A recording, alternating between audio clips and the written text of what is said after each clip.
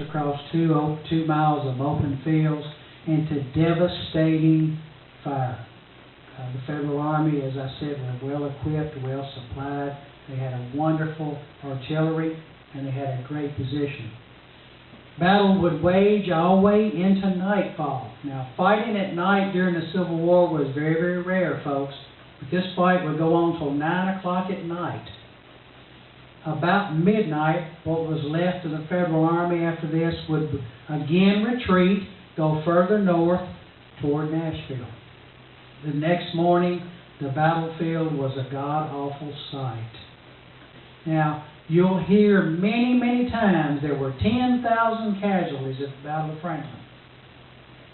There were 10,000 casualties, but it doesn't mean all of them were killed. That means killed, captured, wounded, missing, and deserted. You had 10,000. The Confederate Army lost 1,700 men killed at the Battle of Franklin. But they had 6,300 wounded, captured, missing, or deserted. So you're looking at about 8,000 more losses for Hood's army. The Federal Army lost in killed, captured, wounded, missing at Franklin around 2,500. Now, when they would link up with George Thomas at Nashville, they would be well strengthened again. The Army of Tennessee would pursue the Federal Army again, follow them all the way to Nashville. Now, on December the 1st, Nathan Bedford Forrest and his cavalry would arrive in Nashville. The next day, on December the 2nd, Hood and the remainder of the Army of Tennessee would arrive. Their headquarters would become Travelers Rest. Why? Because John Overton Jr. is a huge supporter of the Confederacy, and he allows John Bell Hood and the Army of Tennessee to use the plantation as their headquarters for the next 2 weeks leading up to the Battle of Nashville. Hood did have the pleasure of having Colonel Overton with him on occasions during his campaign when he came from Alabama into Tennessee. So he was riding with Hood and his army a little bit at that time. Now, if you'll notice, the Battle of Nashville didn't get underway for 2 weeks, December the 15th and 16th, 1864. And you would say, if the Confederate Army of Tennessee arrived in Nashville on December the 2nd, why didn't fighting get underway for 2 weeks later? Very simple, folks. 2 things: time and an ice storm.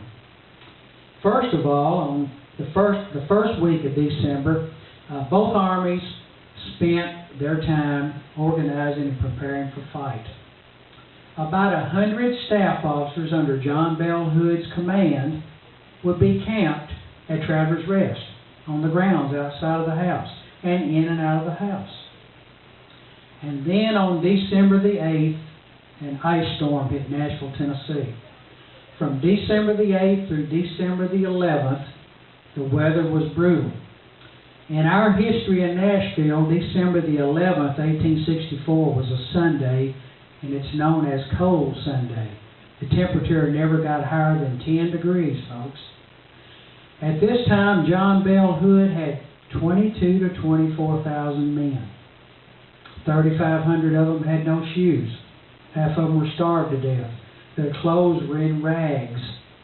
The Federal Army had about 60,000 to 70,000 men, well fed, well equipped, and well supplied. On Cold Sunday, if you were standing inside the large room of Travelers Rest that afternoon and looked out the windows, you would have saw what 2 people were looking at that were having a conversation that day. One of them was General Benjamin Franklin Cheatham. You heard me mention him earlier. How many had heard of Cheatham County? It was named after him. By the way, General Cheatham is buried here in Nashville at the Nashville City Cemetery. He had a conversation with Miss Harriet Maxwell Overton, Colonel Overton's second wife, in the large room that day. They were looking out the windows, and what they saw were some of John Bell Hood's staff officers doing everything in their power to keep campfires going and keep from freezing to death in this 10-degree ice storm. Harriet said, "General, I feel so sorry for our boys in gray enduring these unbearable conditions they're dealing with." General Cheatham said, "Ma'am, don't concern yourself with them one bit. We give every one of them 2 ears of corn apiece this morning." 2 ears of corn. And now we wonder about how fast the pizza man will deliver our pizza to us. Finally, the ice storm let up.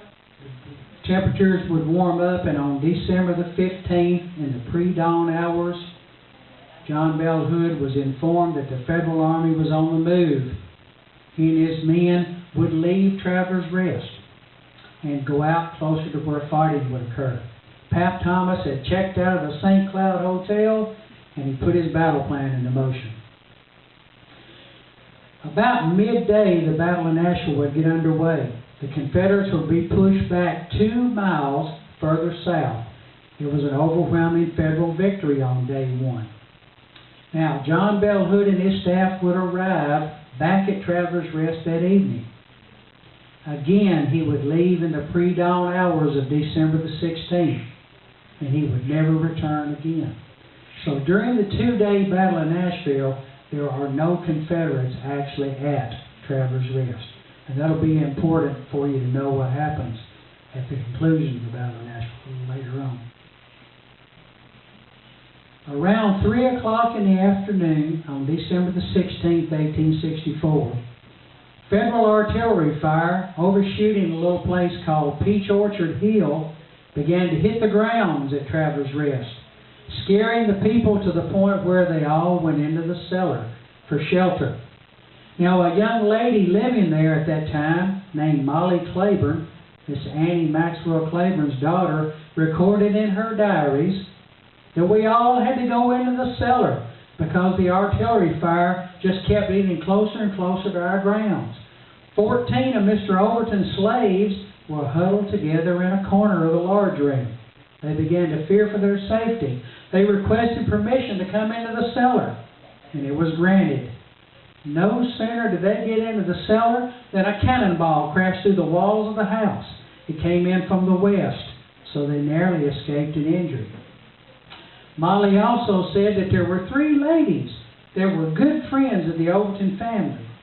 She never knew whether they were there for a visit or they were there for shelter, but for whatever reason, they wouldn't go in that drab cellar. They didn't care how dangerous it was. They actually stood out on the porch with their bags packed and horses and carriages on standby. And miraculously, these ladies weren't hurt either. At Peach Orchard Hill, it was the only part of the 2-day Battle of Nashville the Confederates actually held their ground. Where is Peach Orchard Hill today? The football field of Franklin Road Academy and Interstate 65 in Harding Place. The overall commander of the Confederates on top of Peach Orchard Hill was Lieutenant General Stephen D. Lee, 36 years old, from Mississippi. No relation to Robert E. Lee, I want to add, okay? But he and his men actually held the ground. 220 United States colored troops for the Federal Army lost their lives trying to take that hill. 240 more of them were wounded. The Confederates held the position, and over 1,000 Federal soldiers' bodies lay dead on the side of the hill. Parts of the battlefield were thick enough that you could walk on it without stepping on the ground. So the United States colored troops that afternoon, folks, certainly proved they would fight that afternoon. Many of them had never been involved in a skirmish up to that point, but they certainly would fight that afternoon. Now, something else happened at Peach Orchard Hill when it was all over with. General Lee's men looked to the left, and what they saw were Confederates running for their lives. You see, a little place called Compton's Hill had completely collapsed. Today we call it Shy's Hill, in honor of Colonel William Shy of the 20th Tennessee, who was killed that day. This was the extreme Confederate left. General Lee's men saw this confusion and this running. They knew it was bad. The Confederate left had completely collapsed. Lee and his men began getting caught up in the run for your life also. Then the Federal Army came to the top of Peach Orchard Hill. They never took Peach Orchard Hill. They came to it after it had been evacuated. A lot of that's been argued And I want to clarify that for everyone, okay? Had it not been for Lieutenant General Stephen Dill Lee setting up a final line of defense where Time Boulevard and Franklin Road come together today, the entire Confederate Army would have been completely captured by the Federal Army. He saved them. The Battle of Nashville was over. It was a decisive Federal victory. Decisive Federal victory. With about an hour of daylight left, a knock on the door at Travelers Rest. They went to the door, and much to their surprise, it was a Yankee general named Washington L. Elliott. He asked for Mrs. Annie Claiborne. She said, "I'm here, General." General Elliott had came to Travelers Rest for one reason and one reason only. Someone had told him Annie Claiborne was living at Travelers Rest. Now, what is their connection? The connection is this. Annie and General Elliott knew one another because her husband, a Confederate colonel named Thomas Claiborne, had fought with General Elliott in the Mexican War. So he come to see her. They knew one another. You'll never guess what she did. Now remember, there are no Confederates at Travelers Rest. She allowed General Washington L. Elliott to make Travelers Rest his headquarters, and she allowed him to sleep in the same bed as John Bell Hood had slept in. So can you imagine the tension, folks? Here you are, a Confederate supporting family, and the Confederates have used your plantation as their headquarters. Now a Yankee general is sleeping in your house in the same bed as Hood. Annie Maxwell Claiborne was such a Confederate supporter. When she died in 1899, she insisted they drape a Confederate flag around her coffin. So you can imagine the tension that was going through her veins during this time. As I said, the Battle of Nashville was over. The next day, the Confederates would begin their slow retreat back toward Alabama. They were constantly pursued by the Federal Army. If you were a Confederate soldier that was too sick or too wounded to carry on and move on with the Army, you were left behind. You were captured by the Federal Army. You were loaded onto cattle cars and hauled back toward one of the 37 hospitals set up in the city. Many of the Confederate soldiers died of exposure on the cattle cars and never made it to the hospital. Had it not been for a fellow named General Nathan Bedford Forrest rejoining the Confederate Army of Tennessee on the 19th of December, about where Columbia is, the entire army would have probably been captured again. He became the rear guard, and he was brilliant in his efforts to save the Confederate Army of Tennessee. When they finally made it back to Alabama the day after Christmas, December 26, 1864, there were 13,500 of them left. John Bell Hood had lost 25,000 men in just a little over a month's fighting. It was the end of the Army of Tennessee. Finally, on April the 26th, 1865, at Bentonville, North Carolina, the Army of Tennessee, under their old beloved commander who had been restored back to them, General Joseph E. Johnston, surrendered to William Sherman at Bentonville, North Carolina, with less than 6,000 men. There was one lone Confederate soldier from his original outfit that was still alive from Clarksville, Tennessee. He was the only one still alive from the original fellows that signed up in the early part of the war. And this is what we call the decisive Battle of Nashville and the end of the Army of Tennessee as an effective fighting force. And of course, earlier in April, the Army of Northern Virginia would surrender. And as I said, Bentonville, North Carolina, the surrender occurred on April 26th.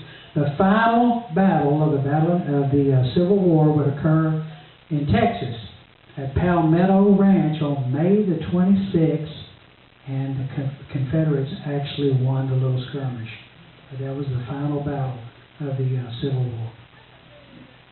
Folks, do you have any questions about anything at all? I'll answer any I can. Don't be afraid to ask anything that may pop in your mind concerning the Civil War.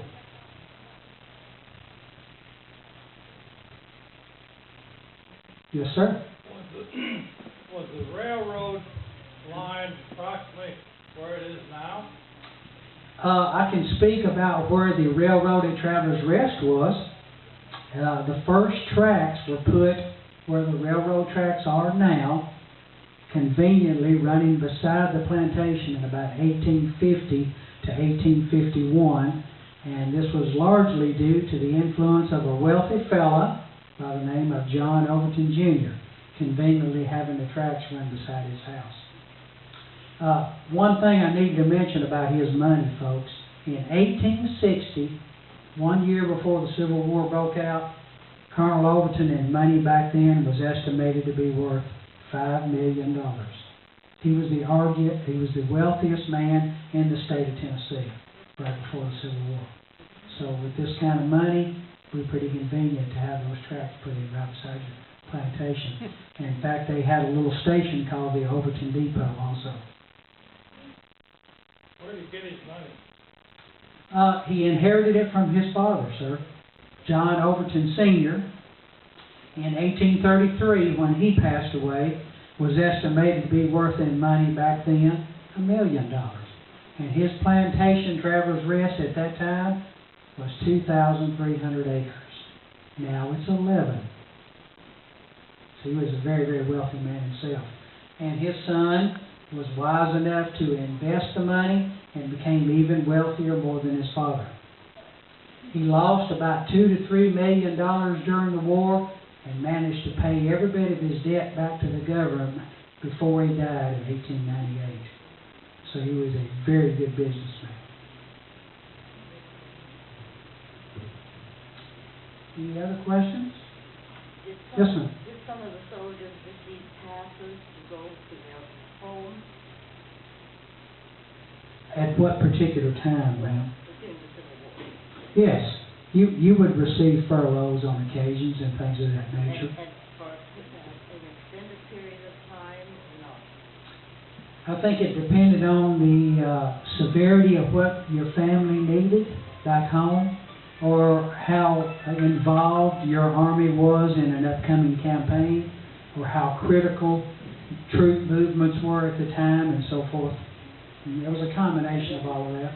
And then when they returned, did they return to the same unit from which they were released? If that unit was still available, let me give you an example. I have a relative who fought with the 31st Alabama, and he was captured and paroled when Vicksburg fell in July of 1863.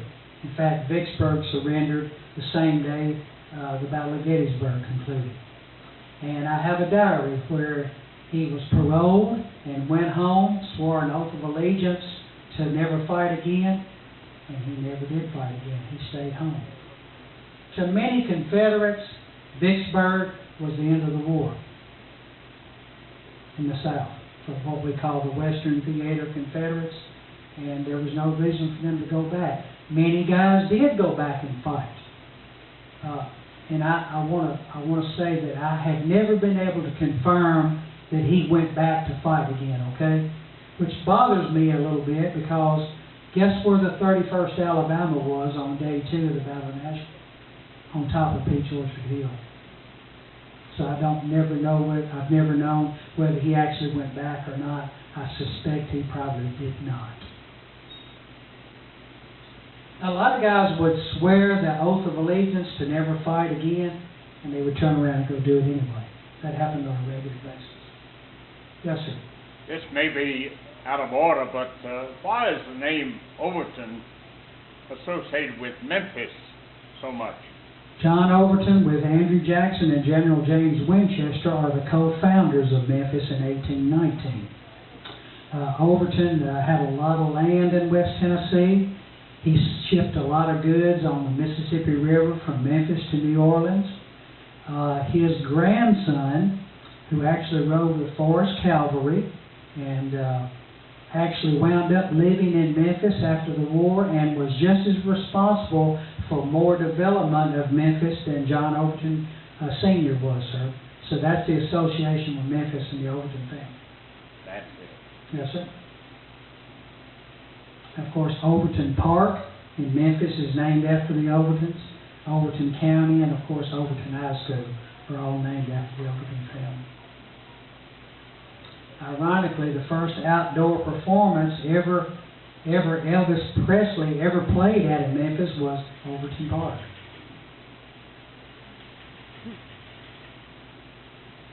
Any other questions, folks? Appreciate your time and attention, and I enjoyed talking with you today. I hope you enjoyed it.